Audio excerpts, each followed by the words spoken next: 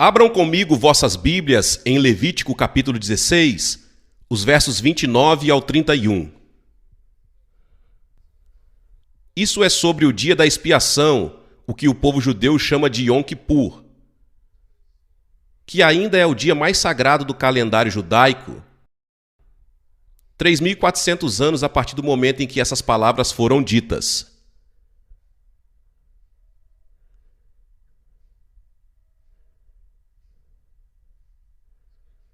Falando sobre este dia da expiação, Moisés diz: o Senhor está falando por meio de Moisés.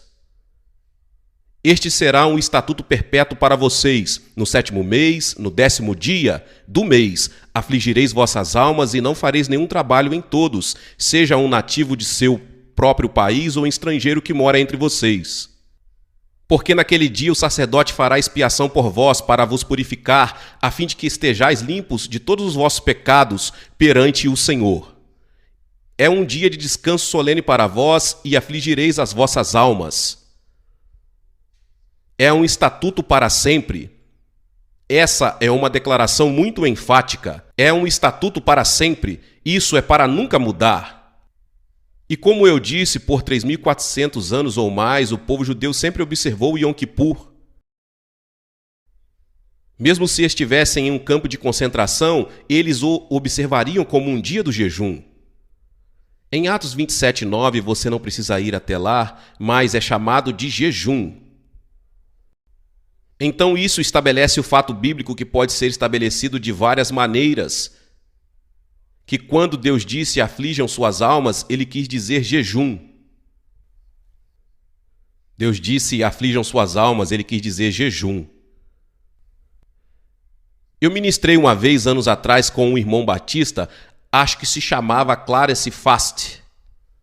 E eu sempre dizia Fast, com sotaque britânico, mas concluí que ele tinha o direito de decidir como queria que seu nome fosse pronunciado, então fui junto com ele e pronunciava Fast, pronúncia americana.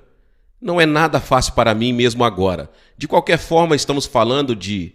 Minha definição de jejum é ficar sem comida para fins espirituais.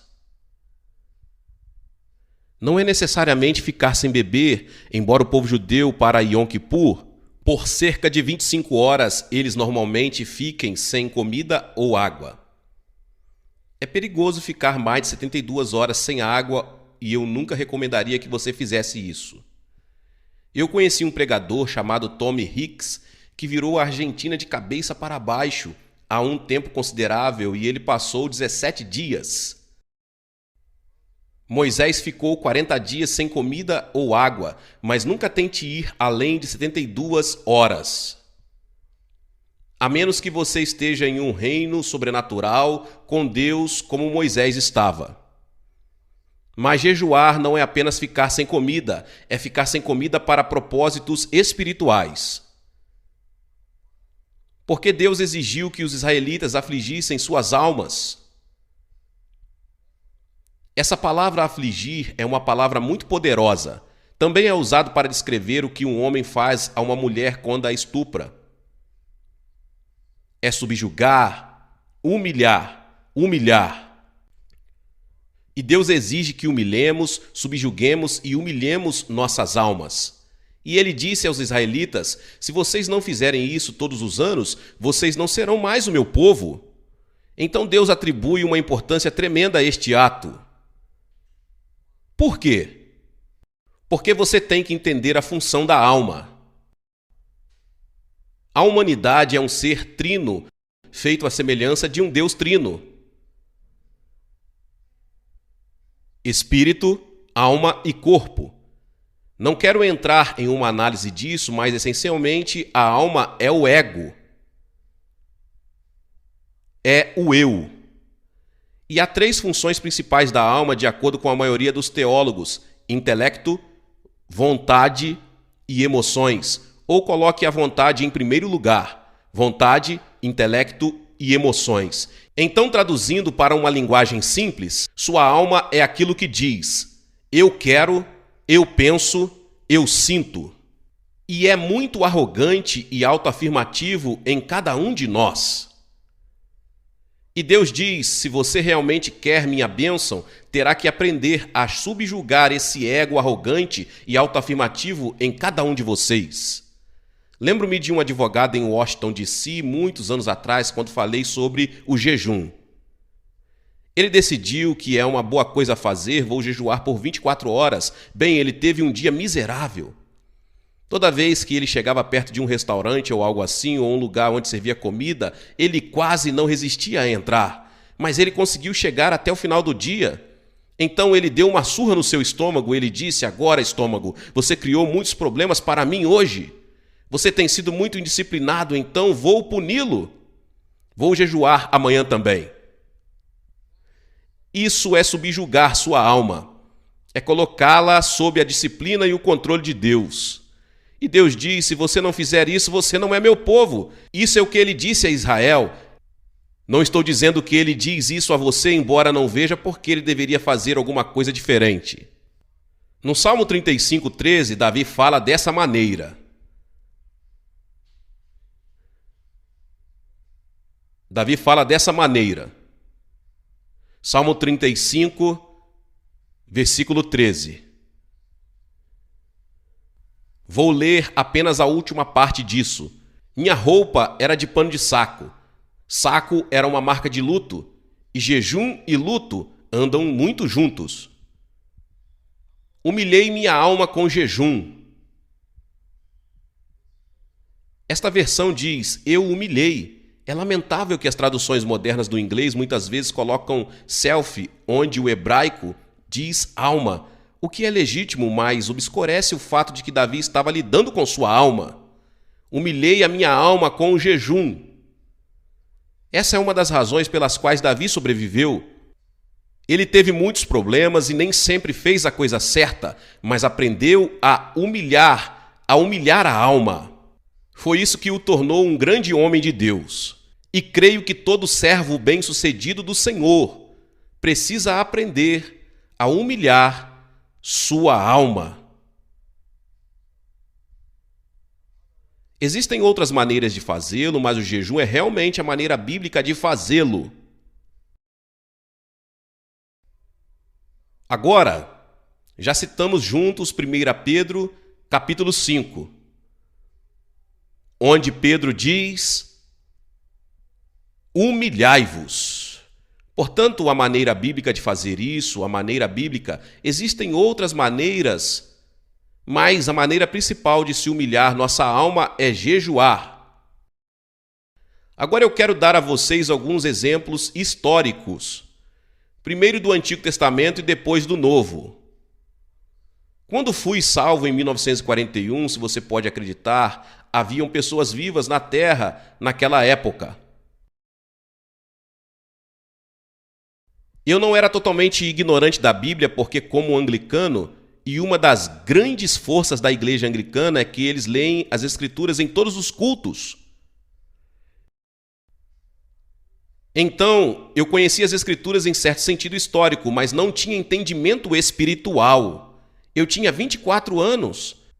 Eu fui educado nas melhores instituições da Grã-Bretanha. Eu nunca conheci uma pessoa que me disse que nasceu de novo. Eu não sabia que tal experiência era possível. E então eu tive um encontro muito dramático com Jesus por meio da noite em um quartel do exército. Deixe-me dizer-lhe isto.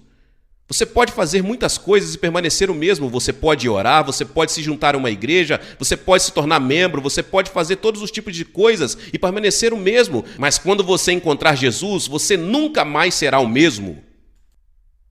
Isso é revolucionário. Devo falar a um grupo de jovens no sábado à noite e quero levar-lhes uma mensagem revolucionária, porque o Evangelho é uma mensagem revolucionária. Quando não é revolucionário, não é o Evangelho. Então, a sua própria maneira, e eu não sabia que o Senhor falava com as pessoas naquela época, mas ele me indicou que queria que eu jejuasse um dia por semana em 1941. Devo dizer, sem ser arrogante, que tenho feito isso desde então, de 1941 até o presente. Frequentemente jejuo por mais tempo, até 3 semanas ou mais. Mas calculei outro dia que, tendo feito isso por tantos anos que sou cristão,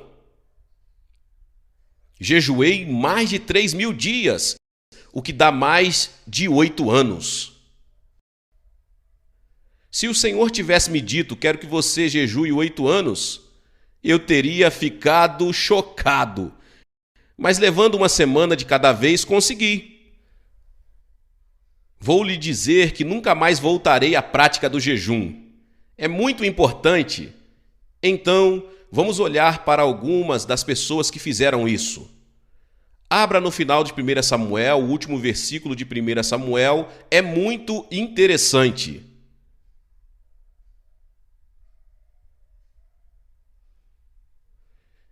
Eu já era pastor na Inglaterra, em Londres, e decidi que ia jejuar uma semana. Então pensei comigo mesmo, alguém já jejuou por uma semana e sobreviveu? Eu pensei, será que vou sobreviver a isso? E deixe-me dizer a vocês, americanos, se você nunca estivesse na Inglaterra, os ingleses aquecem seus corpos, não suas casas. Então eu sabia que ia ser frio e foi. Então eu estava pensando, você sabe, alguém poderia jejuar 7 dias e sobreviver? E aconteceu de eu olhar o último versículo de 1 Samuel, e diz sobre os homens de Jabes Gileade. Então eles tiraram seus ossos, que são os ossos de Saul e seus filhos, e os enterraram sob a tamareira em Jabes Gileade, e jejuou 7 dias. Essas são as últimas palavras de 1 Samuel.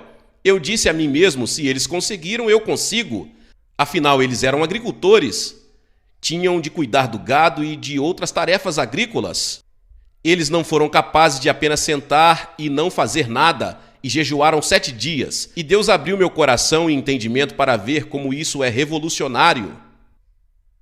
Essas 3 ou 4 palavras no final de 1 Samuel. Porque 1 Samuel na história de Israel é o livro de declínio, divisão e derrota. E no final de 1 Samuel, os filisteus derrotaram os israelitas e os expulsaram de suas cidades, de modo que fugiram pelo Jordão para o leste, e Davi, cuja única esperança da nação, retorna a Ziclag e descobre que os amalequitas tomaram a cidade e a queimou e levou embora todas as mulheres e os filhos de Davi e seus homens. Você não poderia escolher um momento de desastre maior. Mas se você olhar em 2 Samuel, é o contrário. É um livro de recuperação, reencontro e vitória. E qual foi a virada? Os homens de Jabes Gileade. Não acho que seja possível enfatizar demais a importância do jejum. Foi isso que trouxe a mudança, o ponto de virada. Então vamos ver alguns outros. Vejamos o conhecido personagem Jonas.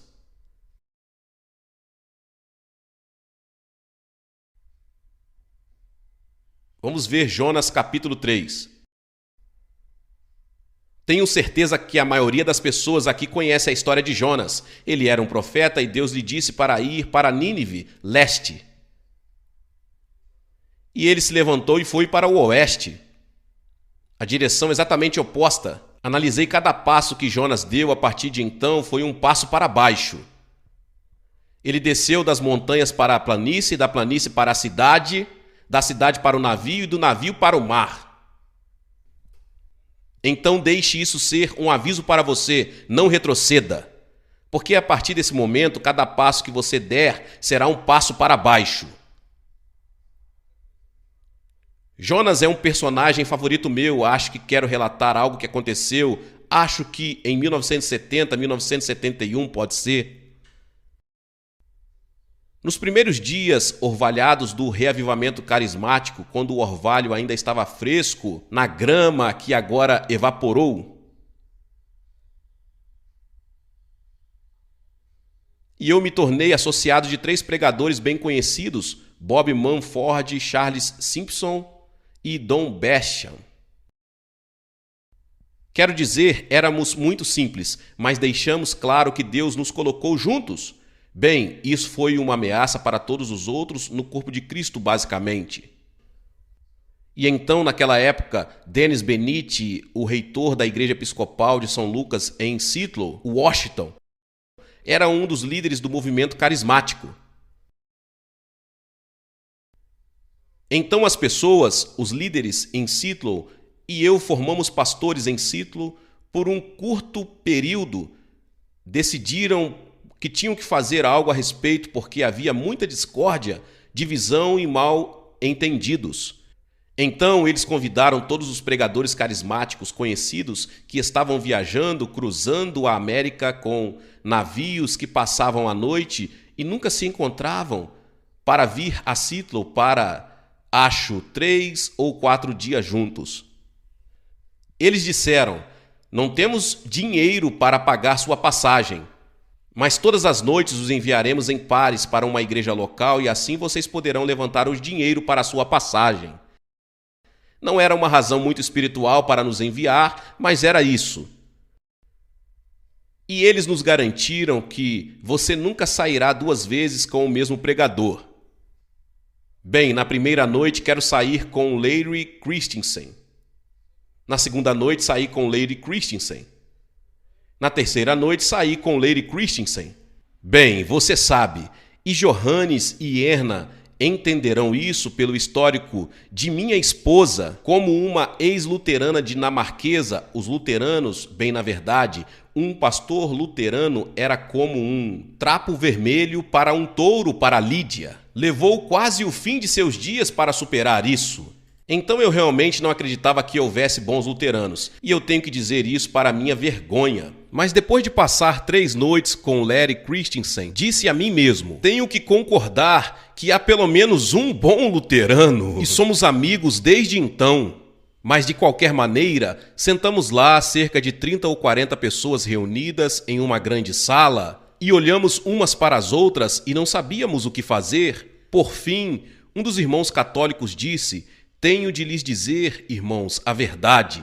Tenho medo de todos vocês. Todos disseram o mesmo. Eu não sei o que foi realizado. Passamos o dia inteiro discutindo o batismo nas águas e aquele cenário particular em que você tem católicos e episcopais e presbiterianos e batistas e pentecostais. E o que você tem? O batismo nas águas era uma coisa extremamente controversa. Eles passaram meio-dia em demônios, onde eu era realmente o foco. De qualquer forma, passamos por isso e fiz amigos que duraram pelo resto da minha vida. E agradeço a Deus por isso. Mas de qualquer forma, no final, eu tinha sido um pastor lá brevemente. Então eu conhecia alguns dos pastores e eles estavam conversando entre si e disseram: sabe, não organizamos essas reuniões para impactar a cidade de Seattle. Marcamos as reuniões para pagar as passagens do pregador, mas na verdade eles causaram muito impacto na cidade de Seattle de que quaisquer reuniões que organizamos para isso. Então eu estava no avião. Agora isso é muito subjetivo, mas eu estava no avião voltando para Fort Lauderdale e meio que meditando como é que reuniões não foram marcadas com o objetivo de impactar a cidade, causaram mais impacto na cidade do que as reuniões marcadas para esse fim. Eu senti que tive uma pequena conversa com o Senhor. Isso é subjetivo. Bem, senti que o Senhor me disse: diga-me com quem tive mais problemas, com Jonas ou com o povo de Nínive? Então pensei sobre isso e disse: Senhor, quando você endireitou Jonas, não teve problemas com o povo de Nínive. E senti que o Senhor me disse: quando eu endireitar os pregadores, não terei problema com o povo. E ele não disse: os outros pregadores, eu quero que você saiba disso. Acho que há uma verdade profunda nisso. Mais tarde, juntamente com Bob Mumford, Charles Simpson, Don Basham e Ian Baxter, deveríamos reunir o corpo de Cristo. Foi fácil. Você pode reunir o povo de Deus. Você sabe o que é difícil de se reunir? São os pregadores, os ministros. Mas nós percebemos isso e digo sem nenhuma atitude de crítica. Não são as ovelhas que separam o corpo, são os pastores. Você pode reunir ovelhas, mas reunir pastores exige um milagre. De qualquer forma, essa é minha pequena introdução à minha história de Jonas. Agora você sabe que Jonas teve uma segunda chance, graças a Deus por uma segunda chance. E ele entrou na cidade, se você leu no capítulo 3. Então Jonas se levantou e foi para Nínive, de acordo com a palavra do Senhor. Ora, Nínive era uma cidade extremamente grande, com uma extensão de 3 dias de viagem. E Jonas começou a entrar na cidade no primeiro dia de caminhada. Então ele clamou e disse: ainda 40 dias e Nínive será subvertida. Então o povo de Nínive acreditou em Deus, proclamou um jejum e vestiu-se de saco, desde o maior até o menor. Bem, eu disse a mim mesmo, isso é incrível. Porque a simples declaração de Jonas teve um efeito tão poderoso em uma cidade tão grande e perversa? Concluí que era porque ele havia atravessado a barriga da baleia. Quero dizer, ele não falou sobre o julgamento de Deus de um aspecto teórico. Era muito real para ele. E o mais incrível é que toda a população de Nínive, esta cidade muito perversa e violenta, se arrependeu desde o chefe e o rei até o menor. Eles proclamaram um jejum e ninguém foi autorizado a comer ou beber, nem mesmo o gado. A cidade inteira jejuou.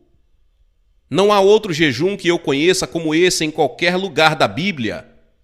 O interessante é que Nínive teve um profeta uma vez e se arrependeu.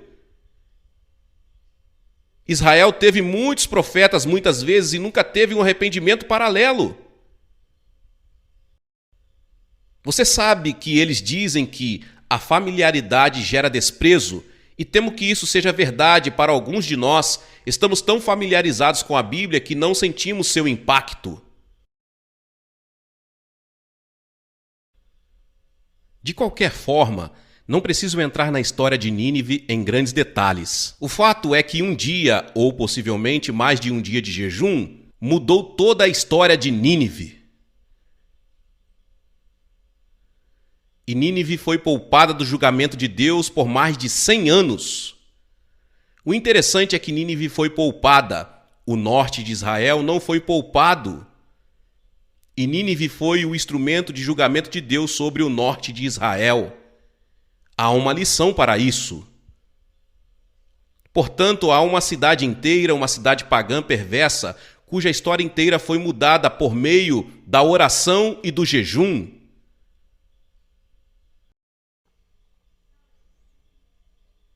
Em seguida, veremos a história de Esther, no livro de Esther, capítulo 4.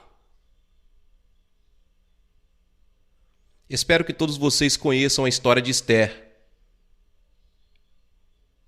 Acho que tenho o privilégio de falar com pessoas que conhecem a Bíblia.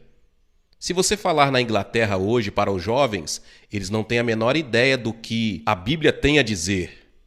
Você pode falar com eles sobre Pedro e eles não sabem quem era Pedro. Alguns deles nem sabem quem foi Jesus. Essa é uma situação terrível, mas temos que fazer algo a respeito. Isso é muito interessante, porque Israel, o povo judeu, nunca jejuou e se arrependeu enquanto era uma nação livre e independente. Mas quando eles foram levados para o cativeiro e Ramã conspirou para destruir todo o povo judeu, pela primeira vez todo o povo judeu se arrependeu e jejuou.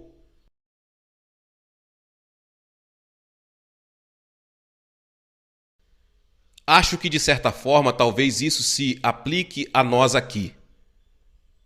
Ainda somos livres e independentes até certo ponto. Vamos usar nossa liberdade da maneira certa ou vamos esperar até que ela seja tirada de nós? E então fazer o que os judeus fizeram em Suzã? Então eles se humilharam, eles aprenderam o que a vara de Deus faria, eles estiveram sob a disciplina de Deus. Eu oro, queridos irmãos e irmãs, que não tenhamos de seguir esse caminho, porque isso poderia facilmente acontecer, pode facilmente acontecer de perdermos a nossa independência, perdermos a nossa liberdade e lamentarmos por não a ter utilizado melhor. De qualquer forma, vamos apenas olhar. Você sabe que saiu o decreto de que todo judeu deveria ser aniquilado. E Mordecai, que era primo de Ester, colocou Ester na posição de rainha. Mas não se sabia que ela era judia. E então Mardoqueu enviou uma mensagem a Ester do palácio do rei. E no versículo 13, e Mardoqueu disse-lhes que respondessem a Ester: não pense em seu coração que você escapará no palácio do rei mais do que todos os outros judeus. Pois se você permanecer completamente calada, neste momento alívio e libertação surgirão para os judeus de outro lugar, mas você e a casa de seu pai perecerão. No entanto, quem sabe você veio ao reino para um momento como este. Então Ester lhes disse que devolvessem esta resposta a Mardoqueu: vão, reúnam todos os judeus que estão presentes em Suzã e jejuem por mim. Não comam nem bebam por 3 dias, de noite ou de dia. São 72 horas. Minhas criadas e eu também jejuaremos. E assim irei ao rei, o que é contra a lei. E se eu perecer, pereci. Isso é compromisso que você vê. Não importa se eu vivo ou morra, a questão é que eu farei o que é meu dever de fazer. Então Mordecai seguiu seu caminho e fez conforme tudo o que Ester ordenou. E então lemos como Ester vestiu suas vestes reais e entrou na presença do rei, a corte interna. E a lei era que qualquer um que fizesse isso, sem ser convidado, seria condenado à morte, a menos que o rei estendesse seu cetro de ouro. Eu sempre gosto disso. Ela jejuou e orou, mas quando foi ao rei, vestiu seu manto real. E havia uma lei que ninguém podia ir à presença do rei em jejum. E eu acho que a igreja tem que chegar a um ponto que depois de jejuarmos, colocamos nossas vestes reais. Nós nos comportamos como uma rainha. Tenho uma pequena série de mensagens chamada Ester, a rainha que Deus está procurando. Ou algo assim. Eu fiquei tão impressionado com Ester. E ela mudou a história do seu povo. Ela e os judeus que jejuaram.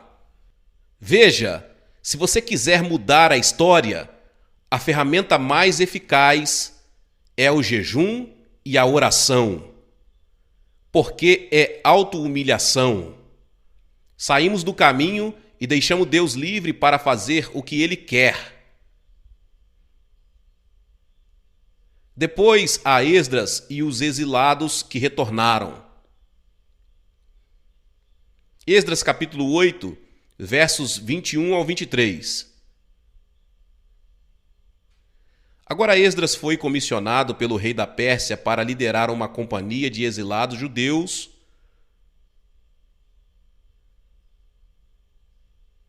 voltando da Babilônia para Jerusalém. É uma longa jornada, novamente em meio a tribos selvagens muito indisciplinadas.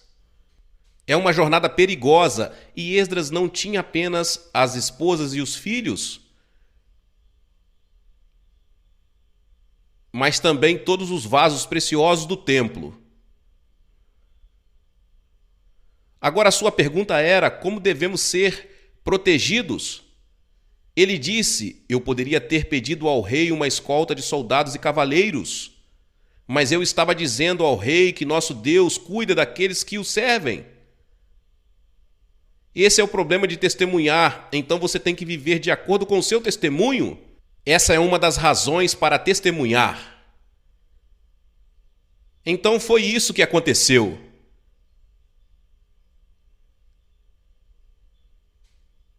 Então proclamei o jejum ali junto ao rio Ahava para nos humilharmos perante nosso Deus, a fim de lhe pedirmos o caminho certo para nós, para nossos filhos e para todos os nossos bens. Pois tive vergonha de pedir ao rei uma escolta de soldados e cavaleiros para nos ajudar contra o inimigo na estrada, porque havíamos falado ao rei dizendo: A mão de nosso Deus está sobre todos aqueles que o buscam para o bem, mas seu poder e sua ira são contra todos aqueles que o abandonam. Então jejuamos e suplicamos ao nosso Deus por isso, e ele respondeu à nossa oração. Eles passaram com segurança. Eles não perderam uma pessoa. Eles não perderam nada. Agora todos vocês, americanos instruídos, saberão o que eu vou dizer. Mas sendo britânico, fiz uma descoberta. Descobri que bem na origem da história desta nação está unida a oração coletiva e o jejum. Você sabe disso? Foi uma descoberta chocante para mim. Porque você sabe, para o povo inglês, os peregrinos eram realmente desistentes. Eles apenas navegaram para o oeste e saíram da história britânica.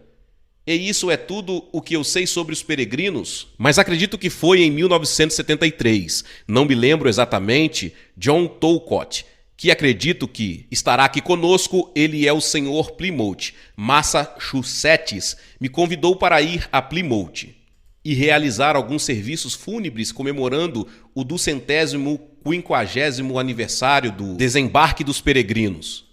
Bem, pensei, é uma grande honra. Mas achei melhor descobrir algo sobre os peregrinos. Então fiz uma pequena pesquisa e descobri que agora sei mais sobre os peregrinos do que a maioria dos americanos. Na verdade, quando comecei a compartilhar o que descobri nas congregações em todo o país, a maioria das pessoas nunca tinha ouvido falar das pessoas de quem eu estava falando. É absolutamente chocante como as forças do inimigo mantiveram o povo americano ignorante de sua própria origem. Vou ler um pouco para você agora e vou me gabar um pouco sobre Cambridge. Não há muito do que se gabar em Cambridge, mas eu sou de Cambridge. Você sabe que fui estudante, estudioso e membro do King's College em Cambridge. Estou lendo agora meu pequeno livro Moldando a História através da oração e do jejum. Tendo obtido meus próprios diplomas na Universidade de Cambridge e tendo recebido uma bolsa no King's College de Cambridge, fiquei particularmente interessado em ver quantos dos peregrinos, líderes espirituais, receberam sua educação em Cambridge. Agora acho que a maioria das pessoas em Cambridge não tem nenhuma pista desse fato. 3 dos mais intimamente associados à história do peregrino foram Richard Clifton, John Robinson e William Brimster. Clifton era o ancião da congregação original em Scrooby, na Inglaterra. Robinson era um ancião da congregação dos peregrinos em Landen, na Holanda, onde eles tinham que ir para manter a liberdade religiosa. Brewster foi o ancião que realmente viajou no Mayflower. Todos esses 3 homens receberam sua educação em Cambridge. Quero dizer, Cambridge não tem ideia disso, eles não sabem, e a maioria dos americanos não sabe. Aqui estou eu de Cambridge, e fiquei um pouco orgulhoso de Cambridge à luz disso. Há muito pouco mais do que se orgulhar. Ora, John Robinson era quem ia com os peregrinos para a Holanda, onde encontravam proteção religiosa e eram livres para praticar, o que na época não eram livres na Inglaterra. Quando eles estavam em Landen e planejavam partir e passaram por Plymouth, na Inglaterra, para este continente, antes de deixarem Landen, eles tiveram um dia coletivo de oração e jejum. Toda a congregação, homens, mulheres e crianças. E este é o fim do discurso de Robinson dado na sala em sua História Cristã, na Constituição. Isso é o que Robinson disse a essas pessoas. Falta pouco para nos separarmos. Sinto tanta emoção que eles sentiram naquele momento. E o Senhor sabe se ele, Robinson, viverá para ver nosso rosto novamente. Mas quer o Senhor o tenha designado ou não, ele nos encarregou diante de Deus e de seus anjos abençoados, para não segui-lo além do que ele seguiu a Cristo. E se Deus nos revelar qualquer coisa, por qualquer outro instrumento seu, estejamos prontos para recebê-lo, como sempre deveríamos receber qualquer verdade por seu ministério, pois ele estava muito confiante de que o Senhor ainda tinha mais verdade e luz para irromper da sua santa palavra. Eu gosto dessa atitude. Não sabemos tudo, há mais nisso. E assim, eles tiveram um dia solene de oração e jejum.